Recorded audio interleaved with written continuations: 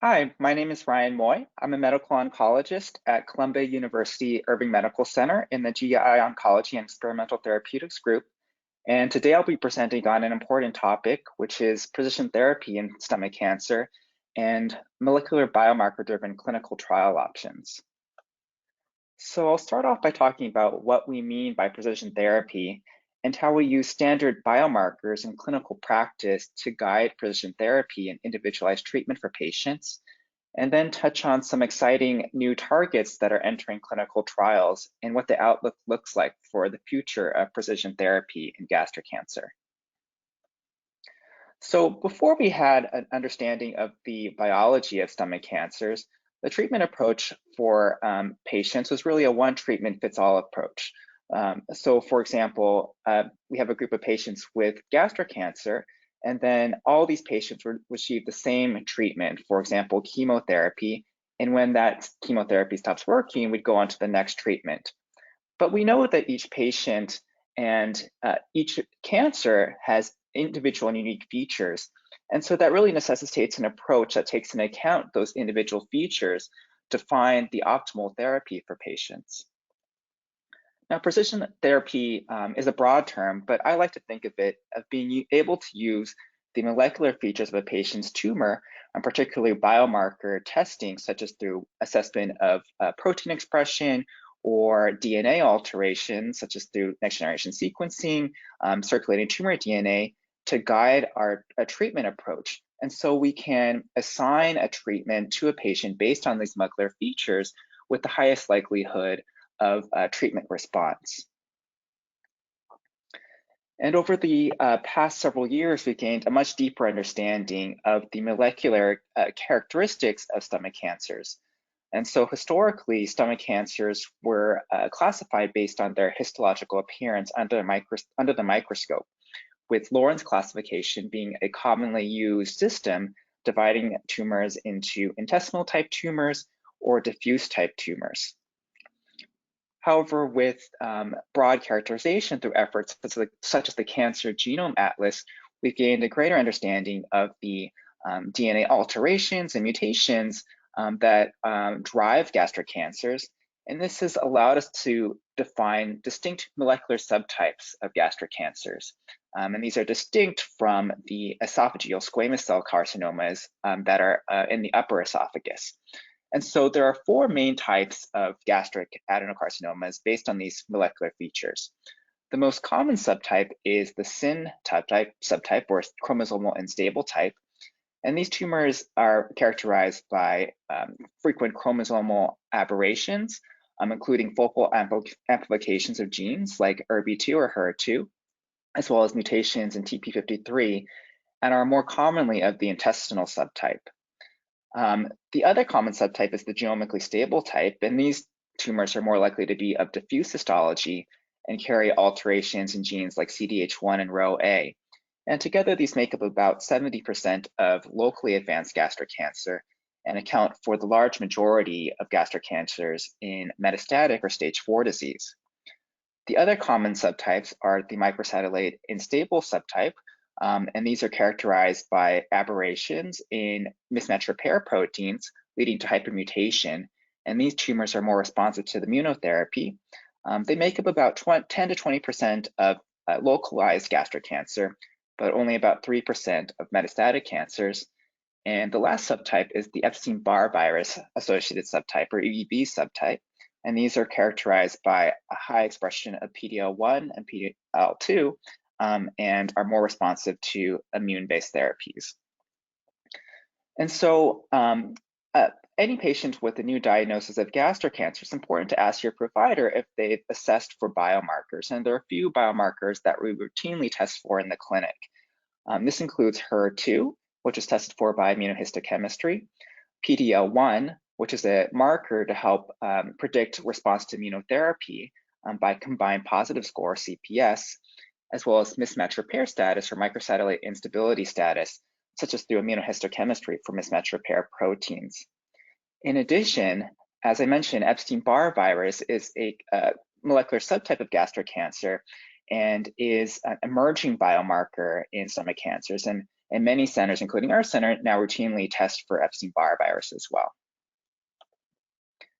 In addition to these standard molecular biomarkers, next-generation sequencing is also important and to identify potential alterations in the tumor, which can guide our treatments and help us tailor the treatments to these molecular features. This can be done by a couple of different ways.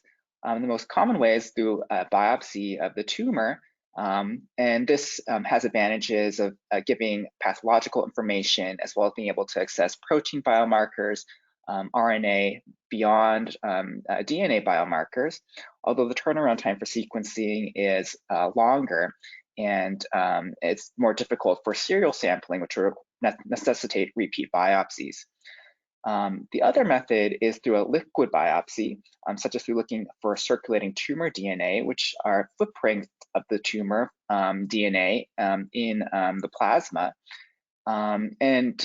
This allows for potentially serial profiling of the tumor, but is associated with high cost, and is a little less comprehensive than a tumor biopsy, as we can assess non-DNA biomarkers.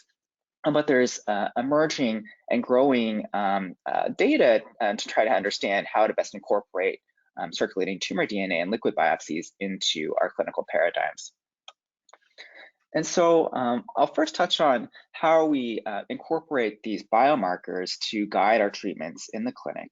And one biomarker that I mentioned is PD-L1, which is a marker for response to immunotherapy. So we know that stomach cancers, like many cancers, can be recognized by the immune system. The immune system evolved to recognize self from non-self, and so recognize foreign pathogens. But we know that tumors also look different to the immune system because they acquire mutations. But through the progression of the cancer, these tumors have a way to shield themselves from the immune system, just through upregulation of proteins like PD-L1, which binds to PD-1 on T cells to downregulate immune responses. But there are now drugs like nivolumab, pembrolizumab, which can block this interaction by targeting PD-1 or PD-L1 to then relieve the brakes on the immune system so that the body's T cells can then recognize tumors and kill tumor cells. There are a number of different ways to assess for PD-L1 expression. The most common way in gastric cancer is to use the combined positive score, and this takes account PD-L1 expression on both the tumor cells as well as the infiltrating immune cells. And we know from early studies, such as the KEYNOTE-059 study, that monotherapy with immunotherapy with pembrolizumab is active in stomach cancer, so the response rate is somewhat modest, with the response rate of 15.5% in PD-L1 positive tumors. So recently, there have been several trials that have been presented combining chemotherapy and immunotherapy, with the rationale being that chemotherapy can kill tumor cells, release tumor antigens, stimulate the immune system, and that this can be potentiated by adding additional immunotherapy. And so I'll highlight one of these recent studies. And this was the Checkmate 649 study.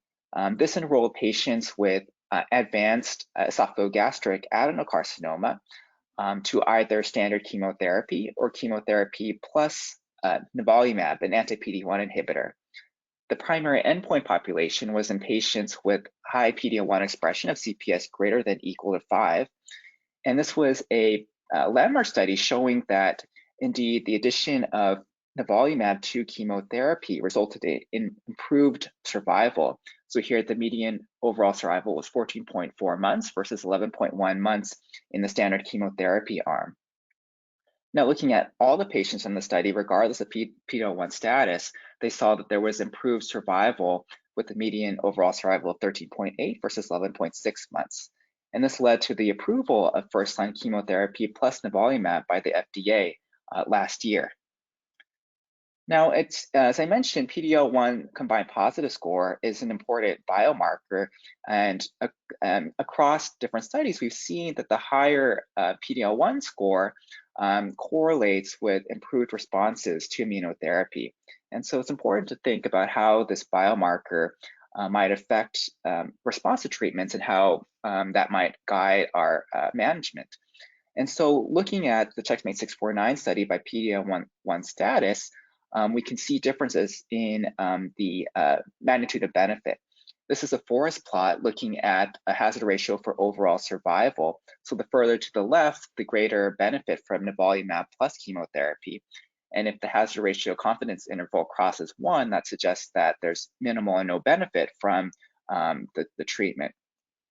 And what you can see here is that whereas for the high PD-L1 expression patients, those patients with PD-L1 CPS less than 5 or less than 1, the line crosses once, suggesting that those patients have minimal benefit from the addition of nivolumab. And we don't know from that study the results for patients with PD-L1 CPS 1 to 4, the actual exact results, because that was not a pre-specified endpoint.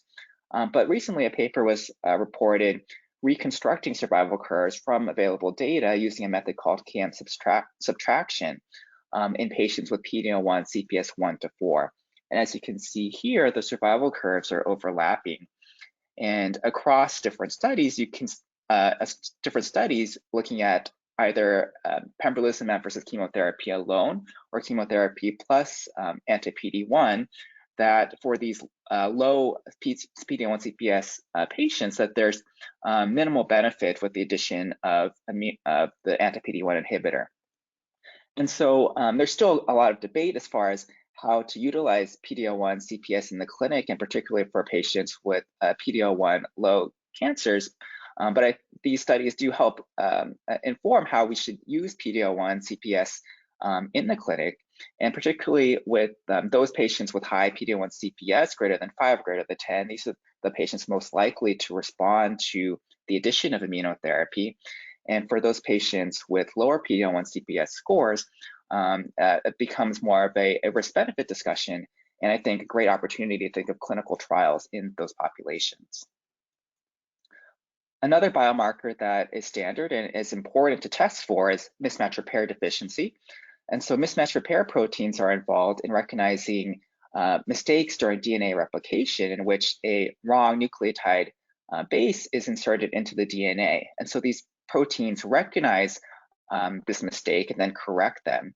In tumors with loss of mismatch repair proteins, the DNA accumulates a lot of mutations, and this can be either through loss of mismatch repair alterations in the germline, such as through Lynch syndrome, or more commonly in stomach cancers through somatic mutations within the tumor itself. And we commonly test for this through immunohistochemistry, as shown here, as well as through PCR-based assays, and can also be detected on next-generation sequencing. And this biomarker plays an important role in our precision therapy and helping us to guide treatments, because we know from studies that those patients with mismatch repair deficient tumors or MSI high tumors have significant benefit from immunotherapy, including receiving it in the first-line setting for metastatic disease. And so this was another trial, the KEYNOTE-062 trial, which enrolled patients with untreated gastric cancer, tried their chemotherapy, pembrolizumab or pembrolizumab plus chemotherapy. And while for the overall population in the study, this was a negative trial, we saw, looking at subgroup analysis of patients with MSI high disease, that there's a strong survival benefit for pembrolizumab, either pembrolizumab alone or pembrolizumab plus chemotherapy. And so across different studies, we see that this benefit maintains, that those patients who with MSI high disease who received immunotherapy had improved survival outcomes. And so MMR status is an important biomarker to guide precision therapy, so that those patients with that alteration receive immunotherapy. We're still trying to understand how to best incorporate these biomarkers to guide precision therapy in locally advanced gastric cancer. But I wanted to note that this is an important biomarker in earlier stages of gastric cancer. And so we know that MSI high mismatch repair deficient gastric cancer, like MSI colon cancers, are associated with improved prognosis. And there have been analyses of previous trials looking at perioperative or adjuvant chemotherapy to see whether those patients with MSI high cancers could benefit. And so this was a pooled analysis of 4 different trials, which looked at these outcomes. And what they saw is that for patients with microsatellite stable tumors, that the addition of chemotherapy improves survival, but not for those patients with MSI high tumors. And so this has led us to utilize mismatch repair deficiency as a biomarker in locally advanced disease. And so we can think that that these tumors tend not to receive benefit from chemotherapy. And so with multidisciplinary discussion, we often consider upfront resection for these tumors. But I think this paradigm will soon change, particularly in thinking about neoadjuvant or adjuvant immunotherapy approaches for MSI-high gastric cancer. And so this was a trial, the Dkk1 Antibody trial, that was, I think, one of the most exciting trials presented at ASCO GI a few weeks ago. This was a phase 2 study of neoadjuvant nivolumab and ipilimumab, followed by adjuvant nivolumab in patients with MSI resectable esophagogastric adenocarcinoma. And what was impressive with the study is that they showed a 58.6% pathologic complete response rate in patients who went to surgery, suggesting that this neoadjuvant immunotherapy approach, while needs to be validated in future studies, could become a new paradigm for MSI-high locally advanced gastric cancer. And finally, the archetypal targeted therapy in gastric cancer has been HER2. So HER2 is amplified in about 15 to 20% of esophagogastric adenocarcinomas. And from a large phase 3 trial, the phase 3 TOGA trial, this established the addition of an anti-HER2 antibody, trastuzumab, to chemotherapy as being a standard for patients with HER2 positive gastric cancer. And this trial showed improved median overall survival compared to with trastuzumab plus chemotherapy compared to chemotherapy alone. Particularly in those patients with HER2 positive tumors by standard clinical criteria, so immunohistochemistry of 3+ or 2+ and FISH positive. Now, there's been a lot of progress in HER2 positive gastric cancer, and particularly in looking at the addition of immune therapy to HER2 targeting therapy. Trastuzumab is able to activate immune responses through antibody-dependent cellular cytotoxicity, activate natural killer cells.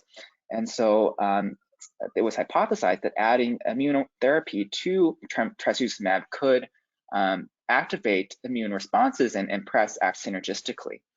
And indeed, a phase 2 trial combining chemotherapy plus trastuzumab and pembrolizumab showed an impressive response rate of about 90%, with many patients having deep responses, such as including complete responses with multiple years on treatment. This led to the phase 3 KEYNOTE-811 trial, which randomized patients with HER2 positive metastatic esophagogastric cancer to either chemotherapy plus trastuzumab and pembrolizumab or placebo. We're still waiting for the overall survival results from this trial, but interim analysis demonstrated an impressive response rate of 74.4% in the pembrolizumab arm versus 51.9% in the placebo arm, including an 11% complete response rate with pembrolizumab. And so this led to approval of chemotherapy plus trastuzumab and pembrolizumab for patients with HER2 positive esophagogastric cancer. In addition, we have other new targeted agents for HER2 positive disease. Trastuzumab deruxtecan is an antibody drug conjugate. It includes 3 different components: a HER2 targeting arm, a topoisomerase 1 inhibitor chemotherapy payload, as well as a cleavable linker, with the idea being that this molecule can deliver chemotherapy directly to the cancer cells that express HER2. And in the DESTINY-Gastric01 study, TDXD demonstrated improved overall response rate as well as survival versus chemotherapy. And this led to the approval of TDXD for HER2 positive gastric cancer by the FDA and after progression on trastuzumab, with an important toxicity being pulmonary toxicity or an interstitial lung disease to look out for. And this is part of the growing and renewed interest in newer agents targeting HER2 positive disease. This includes TDXD as mentioned, and there are several studies looking at combinations of T-DXd with chemotherapy or immunotherapy like DESTINY-Gastric03. Tucatinib is a selective HER2 tyrosine kinase inhibitor. This is being studied in combination with chemotherapy and trastuzumab in the Mountaineer-02 study. Margetuximab is an Fc-engineered anti-HER2 antibody with enhanced immune stimulating activity. And this is being studied in the Mahogany trial in combination with chemotherapy and or immunotherapy. And zanidatamab, or ZW25, is a HER2 targeted bispecific antibody, which recognizes two different domains on HER2. And this is being studied in a combination with chemotherapy and or immunotherapy. So I think a lot of exciting results to come from clinical trials ongoing, looking at using newer HER2 targeted agents. And now I want to switch gears into talking about what are some of the emerging targets in esophagogastric cancer, and particularly looking at just HER2 and MSI high cancers that only accounts for about 25% of patients. So how are we able to bring in more targeted precision therapy for patients that lack these alterations? And I think there are a lot of emerging targets that are coming down through the pipeline.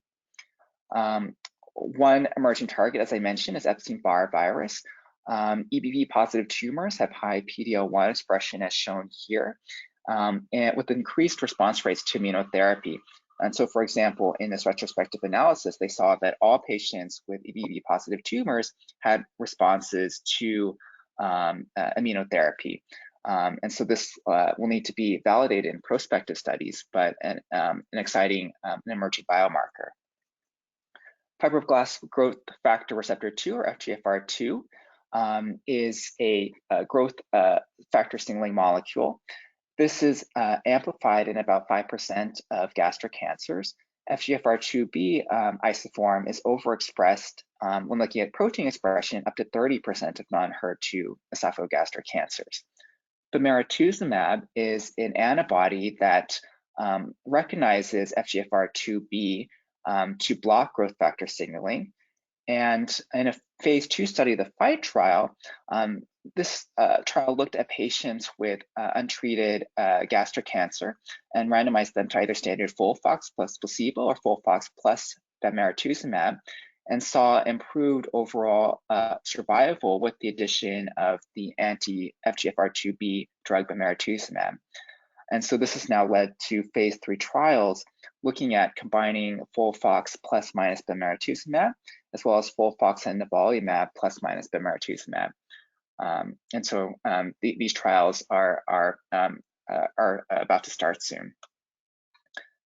Epidermal growth factor receptor, or EGFR, is another target that has some renewed interest in gastric cancer. So EGFR is amplified in about 7% of esophagogastric adenocarcinomas. And there are previous phase 3 trials looking at EGFR inhibitors, which failed to show a benefit, but these were in groups of unselected patients. So looking at all patients and not selecting for patients with EGFR amplifications. Recent retrospective analysis suggests high response rates for EGFR inhibitors in EGFR amplified tumors. For example, in the study here, they showed a response rate of 43%. And so there are clinical trials underway testing next generation EGFR drugs, such as amivantamab, which is an EGFR MET bispecific antibody. Claudin 18.2 is another emerging target. So the Claudin family of proteins are involved in the tight junction, which glues cells together. And so in normal gastric mucosa, Claudin 18.2 is restricted to the tight junction and is inaccessible to antibody drugs.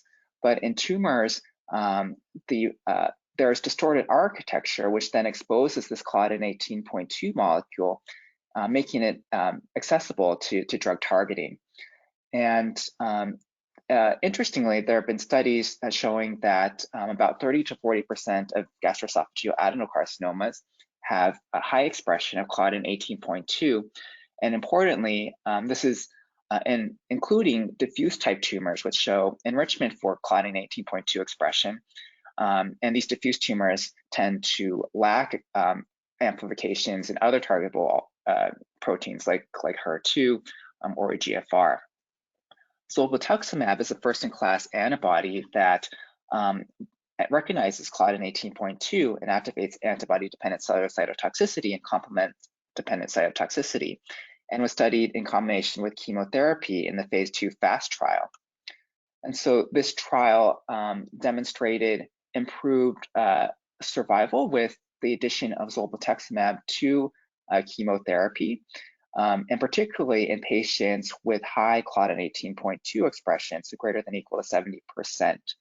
And so this has led to phase 3 trials, which are ongoing, including the GLOW and SPOTLIGHT trial, combining zolbetuximab with FOLFOX or CAPOX chemotherapy. In addition, there are several other strategies being used to target Claudin 18.2. One of these is CAR T cells, which have revolutionized treatment for hematologic malignancies like leukemias and B-cell lymphomas. But in solid tumors, the progress for CAR T cell has been much slower. And so this is a method in which T cells are taken out of the patient's body, engineered to express a receptor that recognizes tumor cells specifically, and then infused back into the body to allow for expansion and killing of tumor cells. Recently reported at ESMO last year was a phase 1 trial of Claudin 18.2 CAR T cells. And in patients with gastric cancer or gastroesophageal junction cancer, this trial showed about a 60% response rate in those tumors, many which were heavily pretreated and resistant to standard treatments. And so these are sort of early studies, but promising, and there are studies looking at this approach that are ongoing. In addition, there are many other Claudin 18.2 therapeutics in development, including next generations of antibody treatments, including bispecific antibodies, as well as antibody-drug conjugates.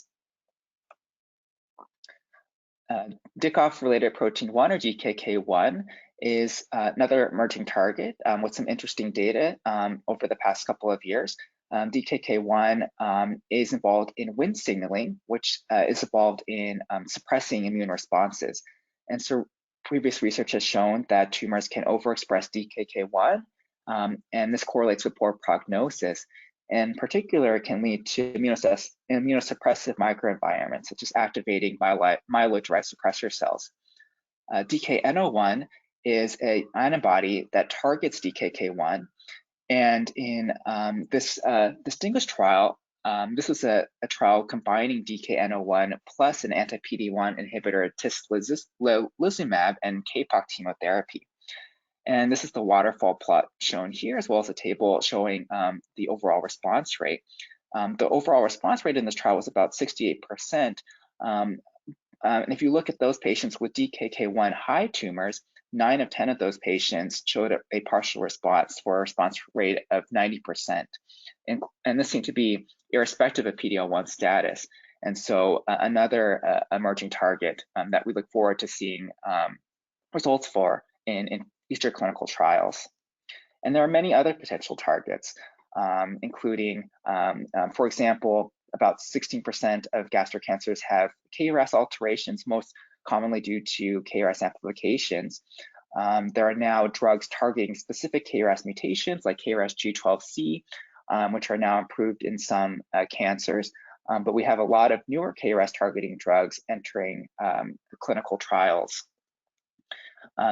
Cyclin E1 is another interesting target. Cyclin E1 is a driver of chromosomal instability and is amplified in about 12% of gastric cancers. RP6306 is a first-in-class selective inhibitor of PKMYT1, and this shows synthetic lethality in CCNE1 overexpressing cells. And so there are now early phase clinical trials testing this drug in Cyclin E1 amplified tumors, either as monotherapy or in combination with chemotherapy. Now, of course, one of the key issues in gastric cancer is molecular heterogeneity, both spatially between different sites as well as temporally with evolution of tumors during treatment. And so, for example, in this study, they looked at tumors at baseline, looking at either primary tumors or distant metastases. and identified a 32% biomarker discordance between primary sites and metastases, leading to differences in treatment assignment.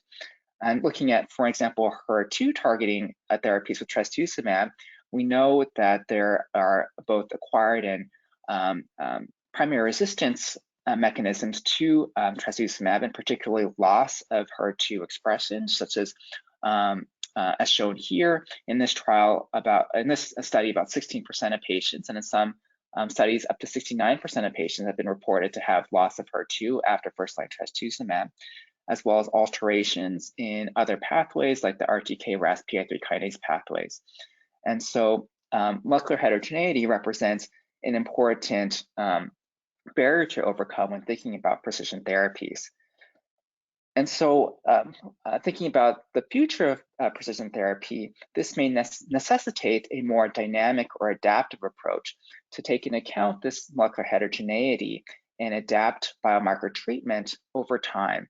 And so this was studied in a phase 2 clinical trial, the Pangea trial, with the hypothesis being that serial profiling of biomarkers over time and assignment of chemotherapy plus a biologic agent targeting that biomarker could improve outcomes.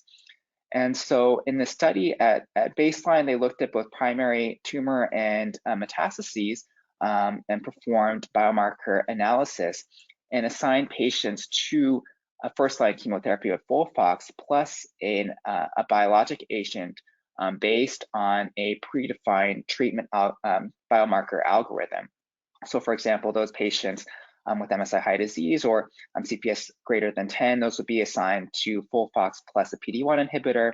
Those patients with HER2 amplification would get an anti-HER2 antibody shown here in the table. And upon progression, those patients would have reassessment of the biomarkers and then assigned additional biologic agent based on that new reassessment.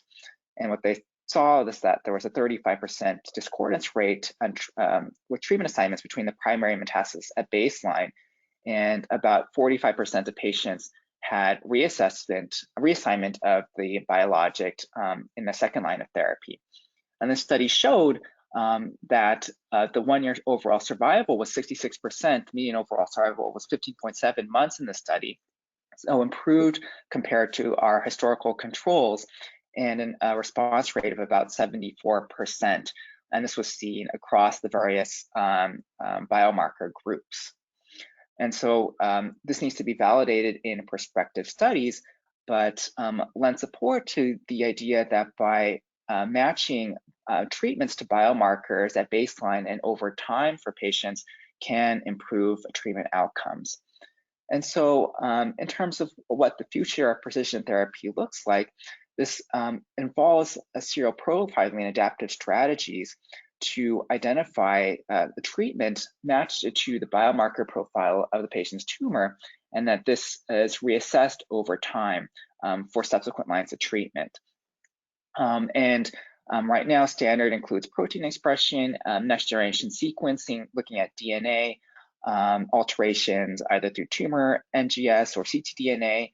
But I think as precision therapy evolves, we're also thinking of how we can incorporate newer technologies such as RNA sequencing, single cell studies. How do we incorporate patient-derived models of their cancer, such as organoids, into this precision therapy